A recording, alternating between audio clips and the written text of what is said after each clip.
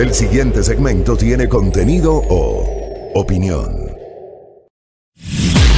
La entrevista en A Primera Hora. Analizamos los hechos del momento junto a sus protagonistas. Muy bien, muy bien. 7:07 en la mañana, gracias. Comenzamos con la ronda de entrevistas correspondiente a la jornada del día de hoy.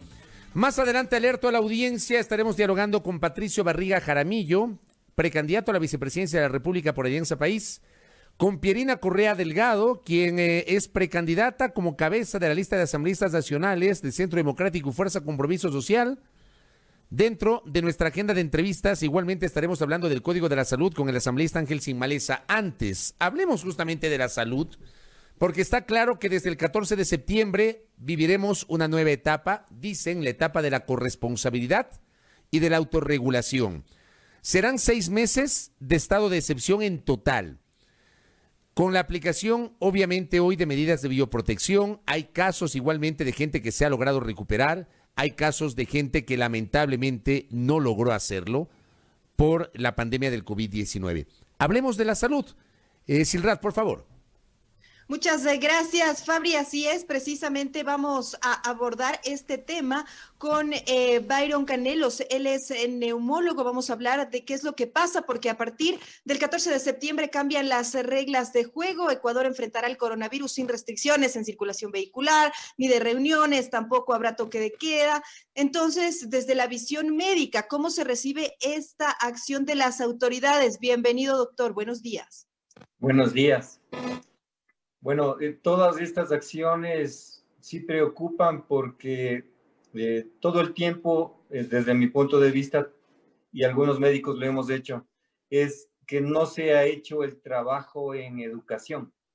La educación es lo que nos cuesta, la preparación, que obviamente tiene mucho que ver y va de la mano con cultura. Es decir, nuestra cultura, nuestra gente es muy especial y necesita mucho de la repetición en este caso, de las rutinas de nuestro protocolo que tienen que ser perfeccionadas.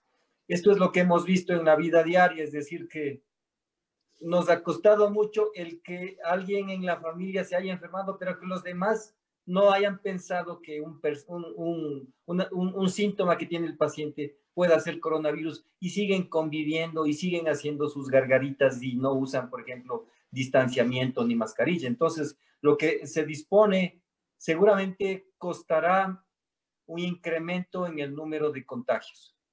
Ahora, la eliminación del estado de excepción fue precisamente una decisión de la Corte Constitucional, más no fue una decisión técnica o con fundamentos técnicos, como usted nos ha explicado.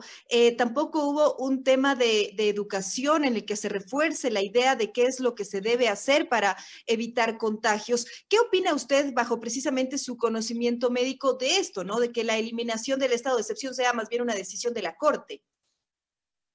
Obviamente la pregunta era para el médico opina sí, pero lo de la corte y la de legislación no podría decir nada, pero seguramente alguien empujó la decisión, es decir, como que apadrinó, tratando de conseguir algún resultado. No sé si abriendo las puertas de los negocios va a mejorar. Por supuesto que puede mejorar puede mejorar la economía, pero en todo caso cuesta mucho pensar que esto sea más valioso que las vidas humanas.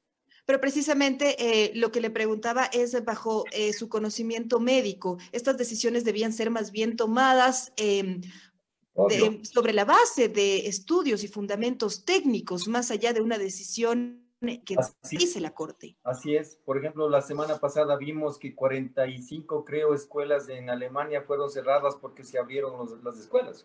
Entonces, esa es una lección, una bofetada, digamos, a estas decisiones inconsultas con los médicos, ¿no es cierto? En el Ecuador algo de eso se propuso en relación a lo que es educación también con nuestros chicos, pero gracias a Dios parece que se ha recapacitado y obviamente se está tomando las cosas de mejor manera. Entonces, esta decisión que puede ser escrita en un papel o decidida con el dedo, digamos, ¿no es cierto? No es no es lo más racional en relación a lo que mencionabas, y las vidas humanas cuestan mucho más. Los costos de medicina cuestan mucho más, lo hemos visto que se ha consumido demasiado en salud, por obvias razones. Sí, sin duda, pero esto va a implicar que en el futuro, por esta decisión de abrir fronteras, pues va a conducir a incremento en el número de infectados. Ahora, doctor, el autocuidado de los ciudadanos, estas autorregulaciones, ¿serán suficientes para enfrentar a la pandemia? ¿Se logrará de alguna forma frenar el virus? No, pues el virus, ¿cómo va a frenar con una decisión? Lo que empecé diciendo, así lo educativo, lo cultural, son situaciones que nos han determinado que haya muchos enfermos. Le mencionaba del cuidado de una familia, ¿no es cierto? Yo he visto muchísimas familias, y cuando me ha tocado atender un paciente en una familia, todos los demás inminentemente se han contagiado, salvo un par de casos en donde hicieron a tiempo un distanciamiento. Y obviamente alguien pensó, dice, tenemos que alejarnos, yo me retiro a mi habitación. Entonces, esto es lo que no se ha promulgado en la educación. Entonces, estas medidas de inconsultas, estas medidas, yo digo, de decisión administrativa, no creo que hayan sido las mejores, porque precisamente los médicos no hemos sido consultados. Yo mismo, no es que sea parte del grupo político, obviamente no hago eso, pero muchas personas que trabajamos en medicina, que hacemos la medicina, nuestra buena medicina, no hemos sido consultados para tomar decisiones, por ejemplo, en el diseño de protocolos. Considera entonces que sí, que en efecto, con todo lo que nos está comentando usted, doctor, y desde su experiencia, se podría generar un rebrote del coronavirus. ¿Deberíamos prepararnos para algo así en la siguiente temporada? A ver, debo mencionar, más o menos yo soy una medida de lo que pasa en salud. No digo con vanidad, sino que más o menos yo siento y percibo. Ha bajado el número en estas 2 últimas semanas de consultas que he tenido. Estábamos saliendo con 25, 30 consultas diarias. Hemos bajado el número de manera remarcada, hemos estado en 15, por ahí 16, 17 no más. Esto es una medida, por supuesto, porque nos han consultado.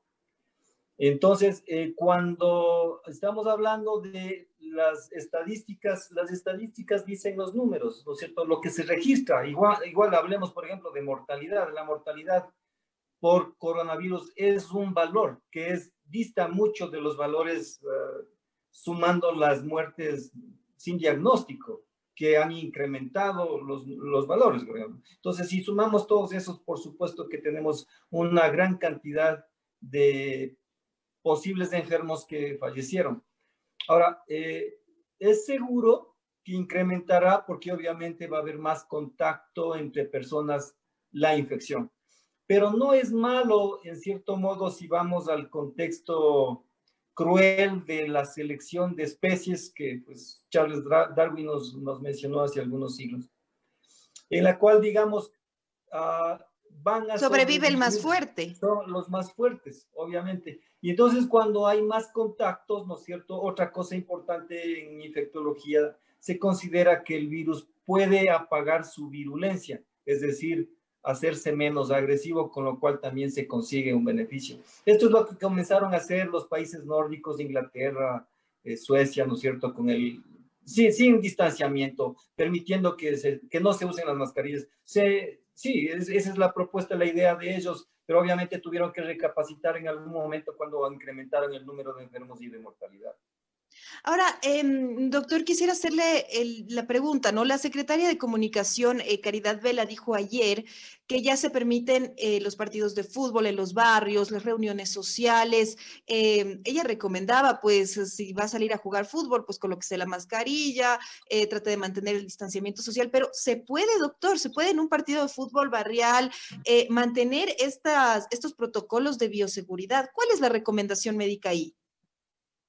Lo que mencionaba es el empuje, alguien está aupando estas decisiones. Esto es importante mencionarlo porque resulta totalmente desagradable para los médicos escuchar esto, porque obviamente si digo cultura, y yo también viví en las canchas, los escenarios también, cómo se vive, ¿no es cierto? Las reuniones que estamos viendo que son causantes de muchos enfermos, ¿no es cierto? De las reuniones familiares, las reuniones de amigos que se dedican a libar, a reunir, y luego de un momento están sin mascarillas. Esto es horrible, pues esto es lo que estamos criticando precisamente que no debería ocurrir. Si es que culturalmente somos así, de hecho, por favor, de hecho, entendamos que vamos a tener más riesgo de enfermar.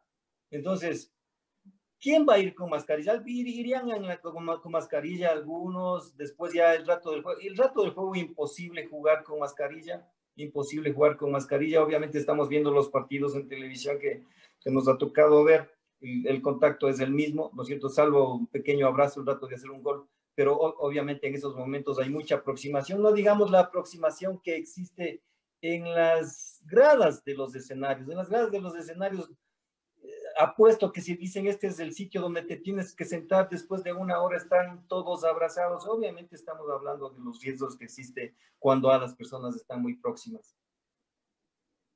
Doctor, usted había hablado y nos señaló, ¿no? Este tema de que sobreviva el más fuerte. Hablaba usted de la teoría de Darwin. ¿Es esto lo que está entonces adoptando el gobierno? ¿Un tema de selección natural? ¿Podemos interpretarlo así? No dije esto como que el Estado quiera hacer eso, por supuesto. Esto es lo que observo yo, lo que digo yo, lo que hemos dicho algunos médicos también, sino que simplemente son necesidades seguramente económicas que hacen que se empujen todas estas decisiones para reactivar la economía que por otro lado respetablemente nos va a costar, nos está costando, nos va a costar reactivarnos en la economía.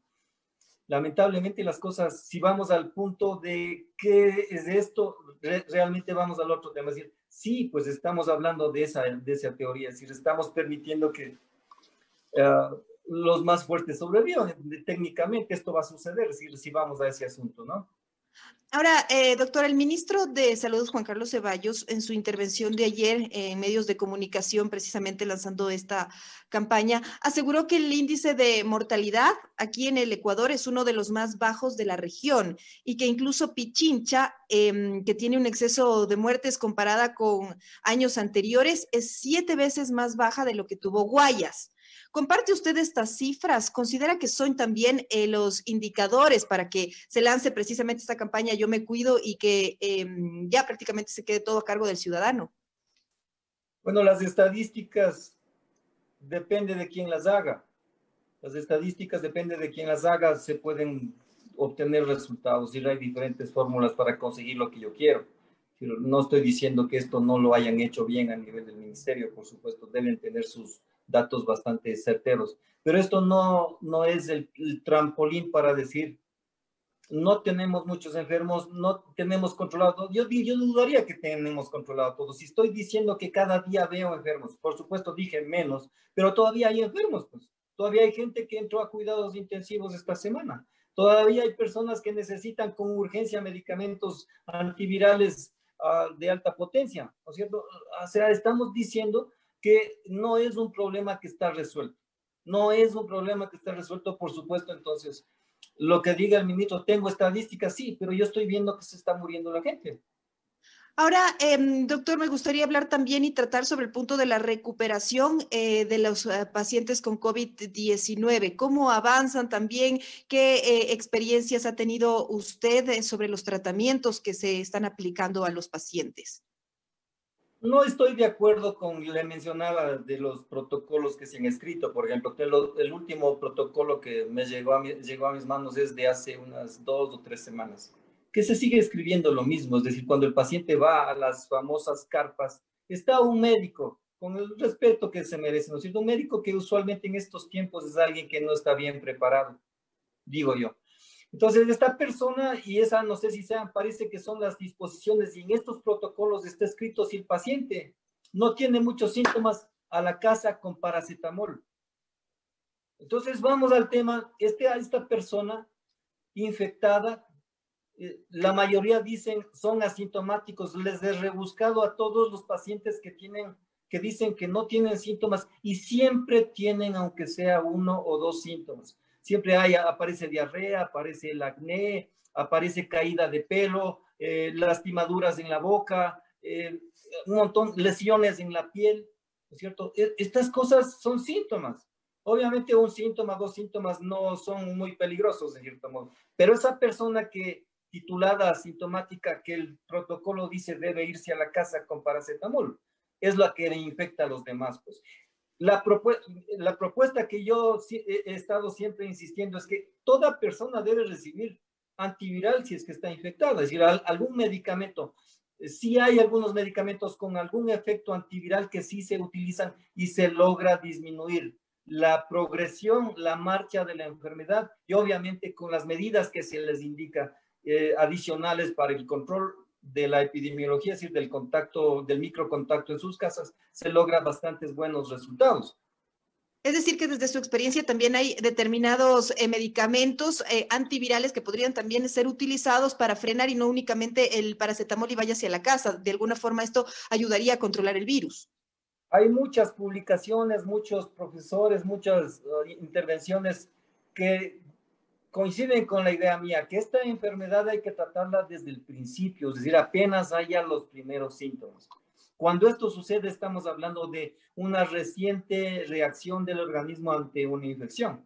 Entonces, hay algunos medicamentos que evitan, ¿no es cierto?, la replicación viral, que disminuyen las reacciones inflamatorias que comienzan a darse, pero siempre y cuando el enfermo comienza a ser tratado desde temprano. Vamos al ejemplo del paciente que llegó a la carpa y le mandan con paracetamol sin nada. Obviamente, ese es el momento preciso para que el paciente pueda recibir una receta antiviral, que hay algunos medicamentos que sí funcionan. Muchas gracias, doctor. Le agradecemos por este diálogo, por esta entrevista con nosotros. Muchas gracias. Gracias a ustedes. Buenos 7 días. de la mañana con 24 minutos. Estábamos dialogando con el doctor Byron Canelos. Él es neumólogo, nos ha explicado su visión, pues a partir del 14 de septiembre van a cambiar todas las reglas de juego y Ecuador se enfrentará al coronavirus sin restricciones en circulación vehicular ni de reuniones, tampoco habrá toque de queda. Nos ha dado su visión médica también y hemos hablado de algunas alternativas pues para el tratamiento de quienes padecen COVID-19 y también cómo ir frenando la expansión del virus. 7 de la mañana con 24 minutos en la primera hora.